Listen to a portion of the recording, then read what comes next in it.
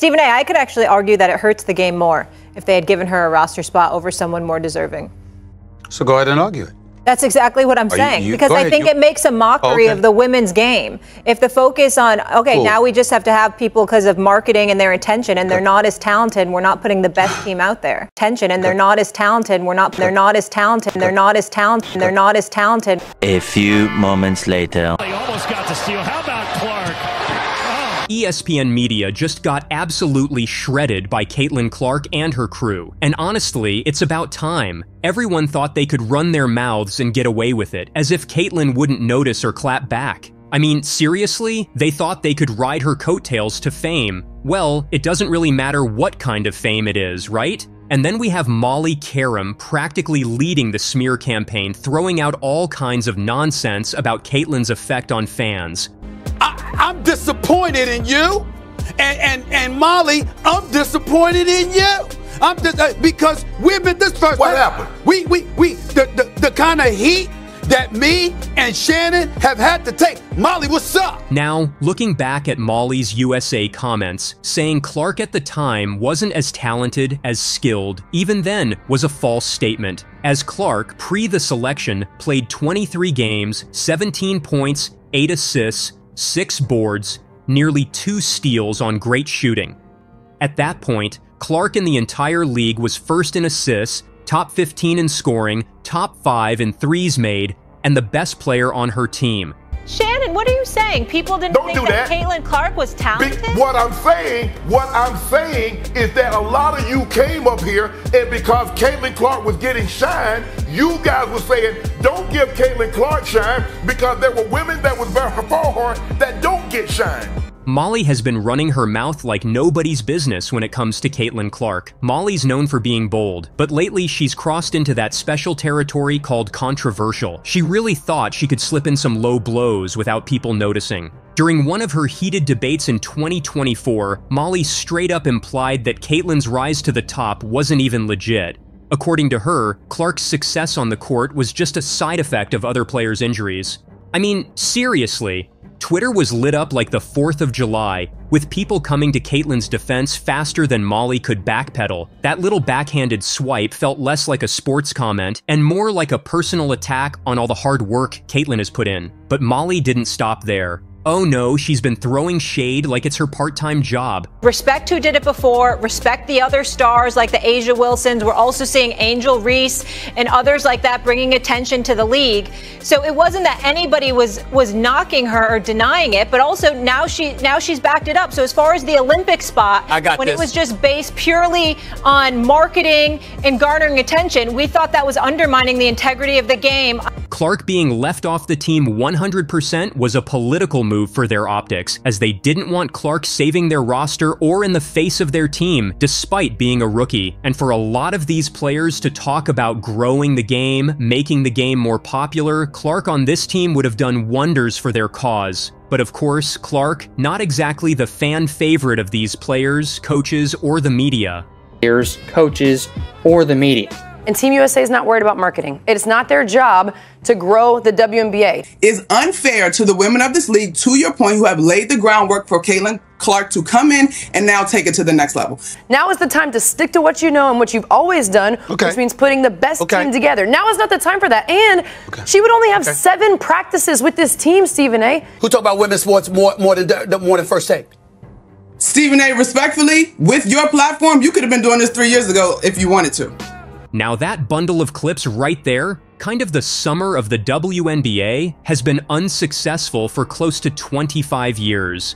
As even with Clark coming to prominence, they're still complaining, still whining about past players not getting their due. And look, here's the harsh reality. Those past players, past legends, they may have been great players, but what they did for the sport, not even comparable and close to what Clark has done in only 1 season. And what a lot of these so-called analysts don't understand is a promotion of a sport without interest means absolutely nothing.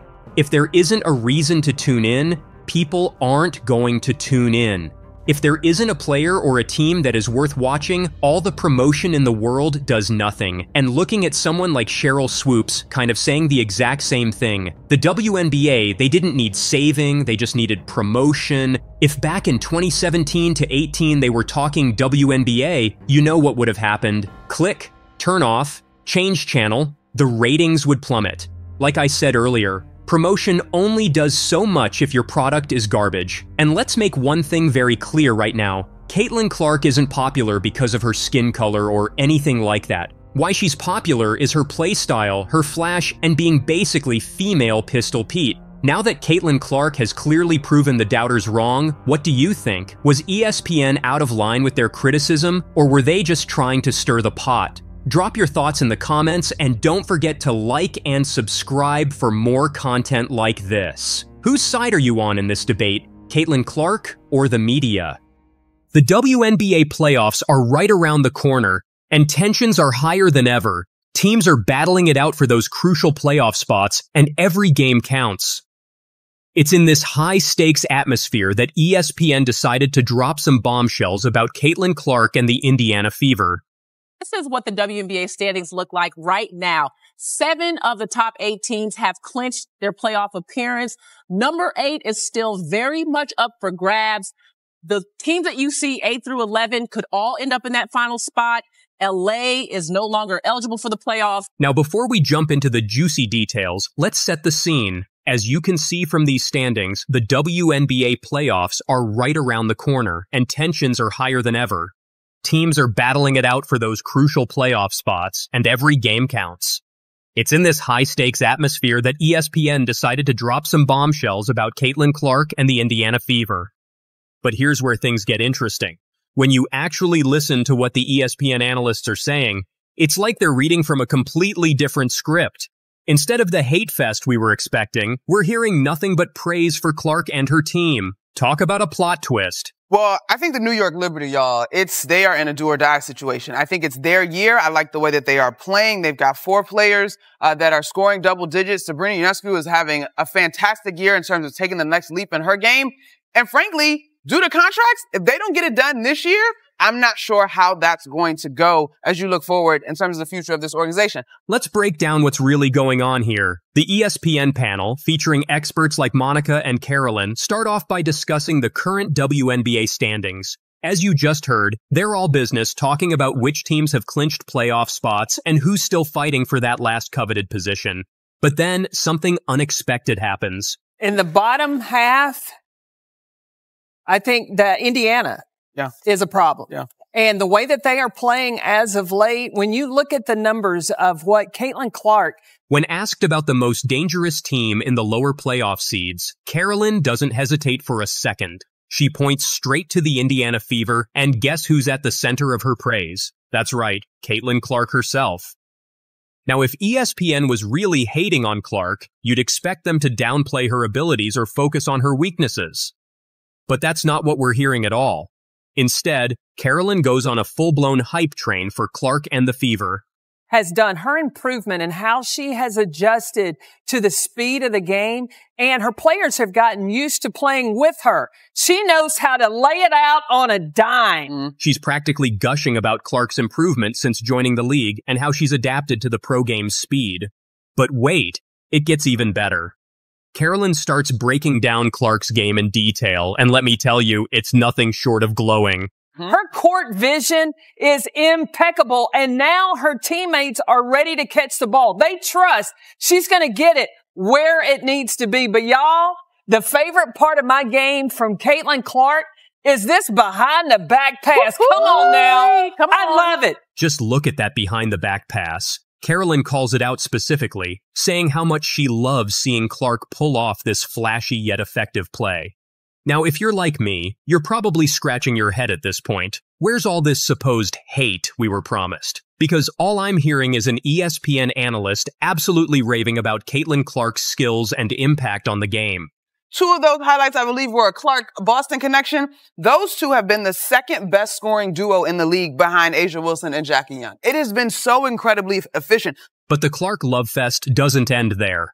The panel goes on to discuss how Clark has developed an incredible on-court connection with her teammate, Aaliyah Boston. They point out that this dynamic duo has become the second best scoring tandem in the entire league. The only pair that's outscoring them, Asia Wilson and Jackie Young, who are absolute powerhouses in their own right. That's some elite company Clark is keeping, and ESPN is making sure everyone knows it. What's really interesting is how the analysts talk about the chemistry between Clark and her teammates. They mention that Clark's teammates have gotten used to playing with her unique style. They trust that when Clark has the ball, she's going to find them in the perfect spot for a score. That's not just good basketball. That's leadership and team building at its finest. The numbers bear it out. They've been on terrific tears since the All-Star break, but it also looks like they're playing with joy. They are gelling and having fun. The panel even goes as far as to say that the Fever are playing with joy and gelling and having fun. Now, correct me if I'm wrong, but that doesn't sound like criticism to me. It sounds like ESPN is painting a picture of a team that's coming together at just the right time, with Caitlin Clark as the catalyst for their success. Kelsey Mitchell, 25 points a game in August, had 25 in her game in September. You better watch out for her. And Lexi Hall in the starting lineup. That's a defender they need. So fun to watch right now. But here's where things get really interesting. The analysts aren't just focusing on Clark's offensive prowess. They're quick to point out how her presence on the court is making her teammates better.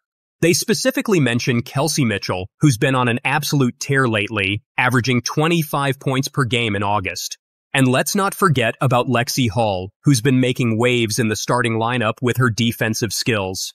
I thought we could have came out with a little more energy. I thought we seemed a little bit flat. And I don't think that wasn't because of we felt complacent with already being in the playoffs or anything like that. I'm just not sure if our energy was quite where it needed to be. And I thought we could have picked that up a little bit better. We weren't always on the same page, and I think that kind of started from the beginning. We didn't really play with as much pace as we usually do. At moments, we definitely did. But I didn't think it was consistent throughout the game. And obviously we could have taken care of the ball a little bit better. I think, we win by 10 to 15, maybe even more than that if we just take better care of the ball. So I think something you go back and watch, and on Friday we got to come out with a lot more energy. We got low, then we'll go in the back to Don. Earlier.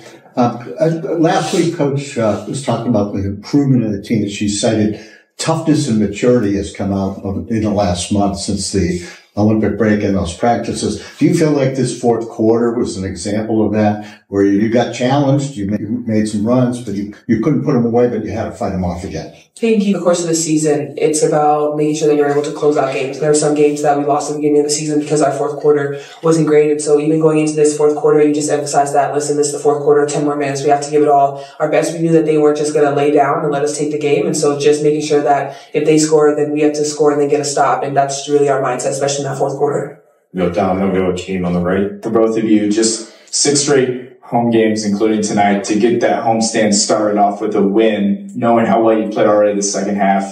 Crazy environment every night here. How's it feel to get that homestand started out right, knowing that you're just going to be here at home for so long? I think it's important. These are games you really need to win at home, and the more we can win, the better we can position ourselves for the playoffs. So, and also we're just a competitive group of individuals. Nobody wants to lose. That's not fun, especially in front of these fans that a lot of them they only get to see the Fever play one time, and they spend a lot of money to come here and watch us and have fun with us. So, you want to kind of give them a show every single time we're in here. And honestly, it's a lot of fun. So, don't take that for granted, because before we know it, the season will be over. And I think this team is just trying to go one game at a time. But to get the homestand started off on the right note, I think was super important. And it's just continuing to go one step at a time and continue to build that confidence. But, I feel like we're playing really good inside this building. So it's just continuing to build on that. Go to Qerim, then we'll go to James again. And just kind of following up on Kristen's question earlier, just when the turnovers start to kind of mount and build, what is said, or what do you guys do to kind of refocus and get back on the same page? We get straight to it. We say we need to take care of the ball. I feel like that's as simple as it is. We know what we have to do, and most of the times it's silly mistakes. So making sure that we just pay attention, make sure that we're ready for it. But at the end of the day, just take care of the ball, make a good decision with it. You go James, and we'll go on Zoom. Caitlin played 40 minutes tonight, entire game. Obviously, probably isn't the plan, but how do you assess how you feel throughout the game? And do you ever ask to come out, or how did that go? No, I like sprinting. I already told you guys. I don't know. I feel like finding a balance of when to conserve my energy within the game and playing with pace at the same time. I think there's times where you can pick and choose. I think I've done better at that, and I think, even over the last stretch, the coaches found good minutes where I could get a quick breather that becomes very important, especially in the fourth. But I felt tonight, I felt really good and could go the whole stretch, but it's never really, they don't really ask me. It's not really my choice. It's more so I know what they're thinking and what we need in the moment. So, yeah, I mean, I could probably go play another 40 minutes. I don't usually like to stop, so. We got George on Zoom, then we'll finish with Mike. George Goy from the Just Take Goy Sports Podcast. Caitlin, many rookies struggle to find both team and individual success in the rookie year. LeBron, Peyton Manning, and Connor Bedard did not make the playoffs in the rookie season. What does it mean to have team and rookie individual success? I think it comes with just playing the game of basketball the right way. Coming in here, obviously, this organization hasn't been to the playoffs since 2016, and that was my main goal. And I felt like, once I got comfortable and kind of was, playing style of basketball that we wanted to play, which was up-tempo, which was playing off one another, was playing, setting my teammates up for success. And I think also once my teammates kind of got used to playing with me, it's been pretty smooth sailing and fun basketball since then. And, everything besides team success, like that all just comes with when your team wins. You got to win to have all that on the side, and nobody really cares about that. People can talk about it. It is what it is. For me, it's fun winning basketball games. It's fun walking off the court and the crowd's going crazy because you just won and you played a good game. So for me, like that's where my main focus is. And I think when I do that, everything else comes along with it. And I'm just thankful. I feel like I'm surrounded by really good people, really good coaches, really good teammates that allow me to be myself and set me up for success and have a lot of fun playing with me. So I've enjoyed every single second of it. And, I think we're just going to continue to get better. Last one, Mike Walpole. Yeah, thank you. Caitlin, I just want to ask you a little bit about the defensive aspect of your game. Obviously, a lot of your rebounds are going to come on that end. You had 9 of them tonight on the defensive end, and then 3 steals, including that one late. But how much do you feel like you've grown as a defensive player, and how that part of your game you feel like is really coming along? Yeah, I mean, honestly, I feel like I'm a pretty good on-ball defender. It's just the off-ball that I need to continue to work on. Sometimes I get caught, watching my man or don't always rotate in the way that I need to. I get caught standing a little bit. The rotations are very different than what I did in college, so I think it's still been kind of a learning process for me, and I continue to go back and watch the film with Coach Jesse and continue to learn. So I think that's just the biggest area that I can improve is definitely my off-ball defense, but honestly, I think I just try to use my basketball IQ and understanding angles to make plays for my team on that end and try to get deflections. And the one that happened late where we had to end up switching, I knew that was going to be the play just because coming off a ball screen, I come off a million ball screens and AB wasn't letting her take the mid-range jump shot. So I knew she was going to try to dump it down to Hamby. So I tried to, cut it off and get my hand on the ball, and I was able to, and then Liz kind of picked it up. So I think just trying to use my IQ, and my length and my speed at the same time, but I think the biggest area I can still improve is definitely my off-ball defense. Caitlin Clark is an underdog. Serena told Caitlin Clark. I just love that she tries to stay grounded, and she says she doesn't, what did she say? She doesn't have a social, she doesn't look at her social, and I get it.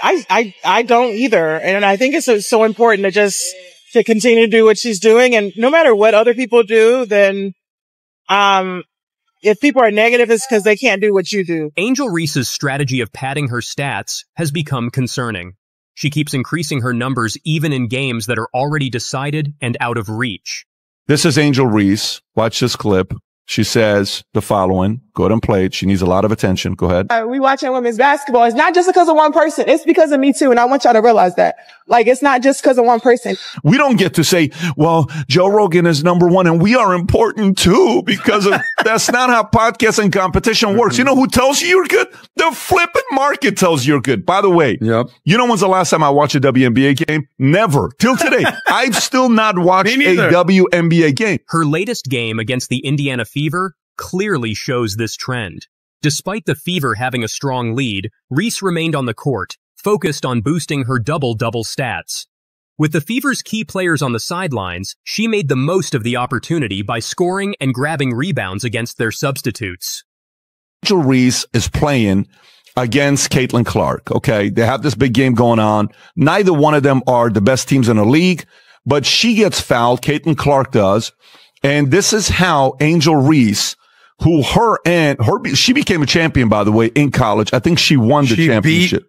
Caitlin Clark in the championship. Exactly, 2 years ago. However, for whatever reason, the audience likes watching Caitlin more because she's more exciting than Angel. But watch what she says after the way she fouls Caitlin Clark. Go ahead and play this clip. For inside, I mean, I think we were playing really hard. I think we went up really strong a lot of times and we didn't get a lot of calls. And going back and looking at the film, I've seen a lot of calls that weren't made. I guess some people got a special whistle. Reese ended the game with 10 points and 11 rebounds, but how she achieved those numbers has raised concerns among fans and analysts. Dwyane Wade openly called her out for padding her stats during meaningless moments of the game, angering those who viewed it as poor sportsmanship. His comments sparked a debate over whether Reese's double-double streak is truly legitimate. At the same time, Caitlin Clark's outstanding performance, leading the Fever to a dominant win with 31 points and 12 assists, has been largely overshadowed by the controversy around Reese's tactics. One thing Caitlin Clark does maybe better than anybody in sports right now makes it about others, makes it about team. Think about it. When's the last time you didn't see Caitlin Clark talking about a teammate? When's the last time you saw Caitlin Clark talking about herself or any of the accomplishments that she has had? Let me give you the answer to that. Never! Never! You never hear that. Now, that's why their team has gotten good. She could have been an egomaniac. Everybody in the league knows that she is the league right now. Instead of focusing on Clark's accomplishments, much of the conversation has turned to Reese's questionable stat padding tactics. As the WNBA season progresses, it's uncertain whether Angel Reese will keep padding her stats in blowout losses, or if she'll take a more sportsmanlike approach and concentrate on helping her team get better. Those Sky are falling off the map in the second half of the season. Why? Well, they got a star, right? Everybody tells me Angel Reese is an absolute star. Look at all the double-doubles. Oh, my God. Well, Angel Reese and the Chicago Sky have made it about Angel Reese, not about the Chicago Sky. Even last night, if you look at it, what they have? Barbie night. We're giving out towels, blah, blah, blah, blah, blah. And when you see Angel Reese, what does she do? She's walking in with look at me outfits. It's about me. When you see Caitlin Clark, what do you see? It's about we. Angel Reese is coming off. Hey, look, won the national championship 1 year, got to the Final Four the next. Really successful career, but like most that come in the WNBA, nobody cared. But Angel Reese is coming in, and she's swimming upstream two ways. One, her team's not very good. Two, she's second fiddle to the little white girl over here, Caitlin Clark. And that pisses her off. On the second half of the season and the second half of this game, the team that was more together, was clearly the Indiana Fever, and the Indiana Fever routed. One thing is clear. Her actions have sparked a meaningful conversation about fairness and respect in professional basketball. You wouldn't see the Chicago Sky having Elena intentionally foul just to get more free throw points, or asking Tina Charles to do the same. And you certainly wouldn't find Teresa Weatherspoon leaving a player in just to pad their stats when the game is already decided. Honestly, it gives the Sky an unprofessional image. I think there's some people, first of all, I think it's jealousy. I don't want to get in, there's a lot of articles out there that are using the R word and talking about this. I think it is pure, unadulterated jealousy. And the last clip from Angel Reese, they're watching me too. They're watching me too. It's like she's begging us to believe in her validation. Whereas the numbers, words talk, Angel, numbers scream, and the numbers are screaming that the fans are coming for. Consider the moment when Aaliyah Boston received a technical foul just before halftime. Heading into the third quarter, if you're the coach trying to win, who do you pick to shoot the free throws? Lindsay Allen? Rachel Banham? Wrong.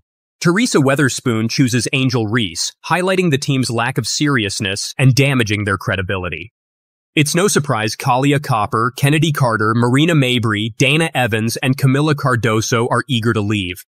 Some players just want to play the game, not chase podcast fame, influencer deals, or acting roles. Should there be a co-rookie of the year? Because Angel Reese is, of course, doing historical things with her double-doubles as a rookie, and Caitlin Clark already has set 1 million records and looks completely unstoppable, especially when it comes to dishing. And it feels like we are both on the same page here. No. Some athletes in the WNBA are there to excel in their game.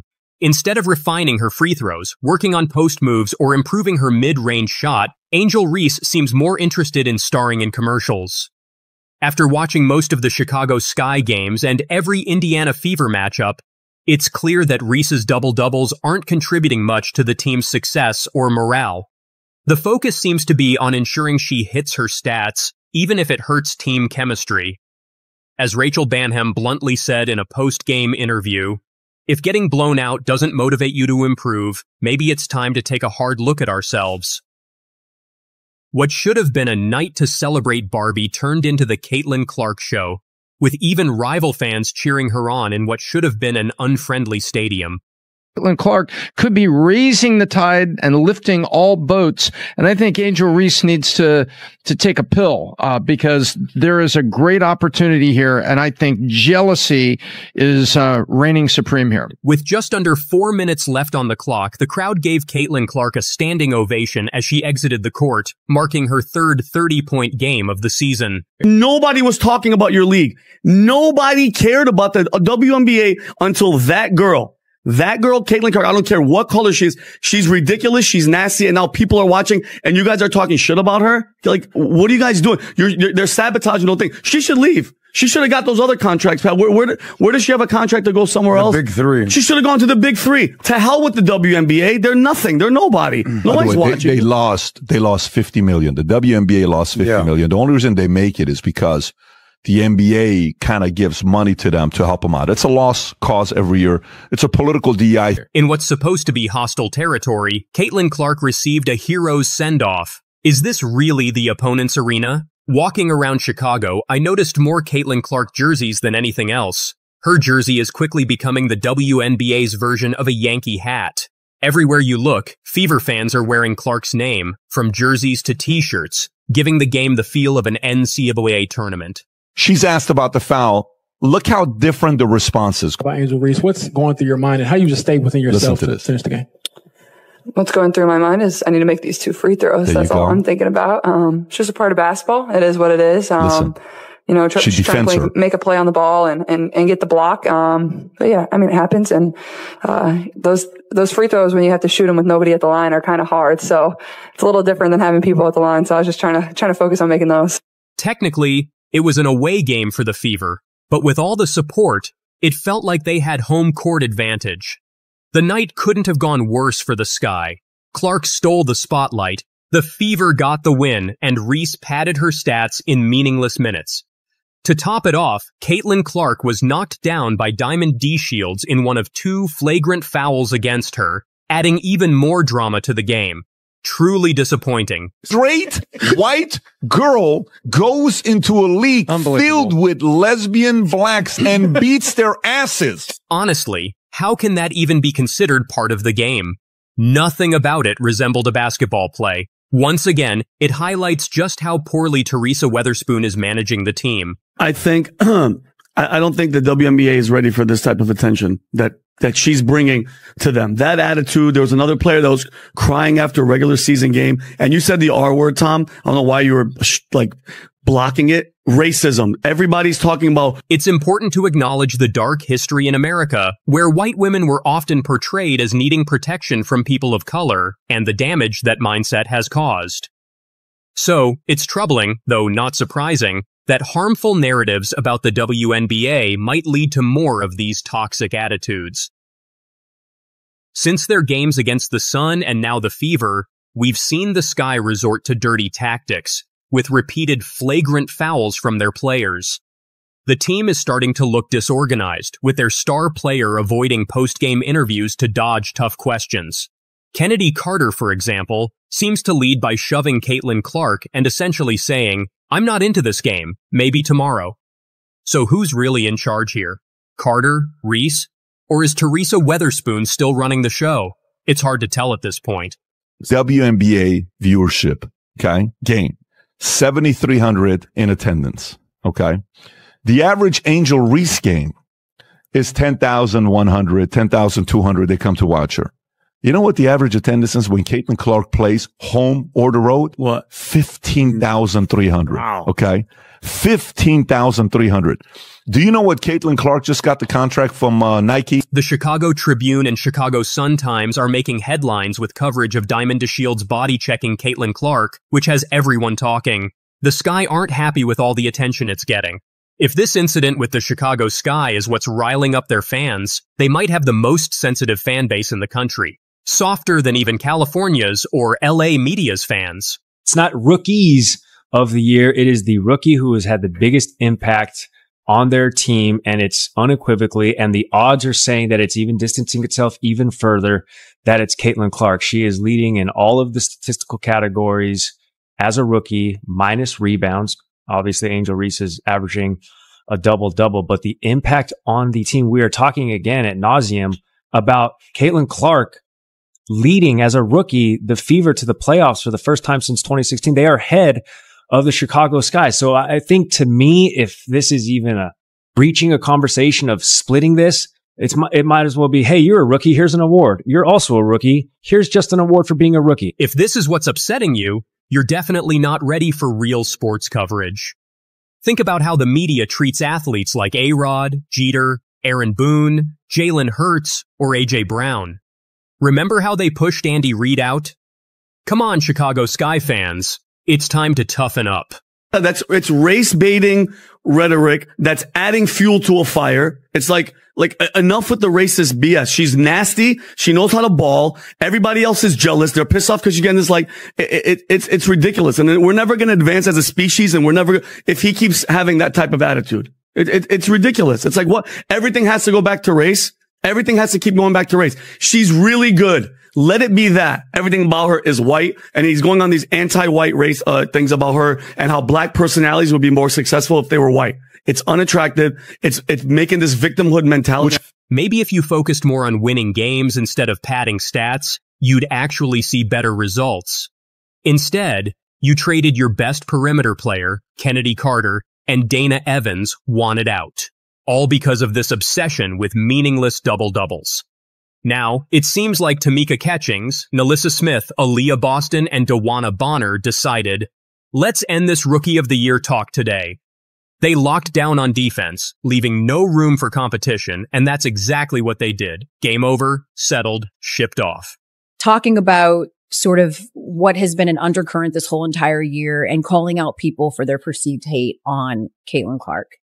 And as someone that has already stepped into this space and was called numerous names on both sides of this argument, for people in the media, Caitlin Clark has become such a lightning rod that in many ways, I'm going to liken it to sort of Voldemort and Harry Potter. The Rookie of the Year race is all but over. And now people are wondering, has the stat padding been going on all season? The answer seems to be yes, with double-doubles piling up. Meanwhile, Clark is pulling ahead, and the gap widens with each game. We're not focused on individual awards. I know that's what people think, but it's not what drives us, Clark said before the game. Everyone's trying to make it about that, but we're fighting for playoff spots, and that's our priority. Winning basketball games is what matters, plain and simple. And the results prove it. Indiana has now won 3 straight games and 5 of their last 6. On Friday, the Fever had assists on 26 of their 32 field goals and committed only 11 turnovers, while Chicago could only manage 5 points off those turnovers.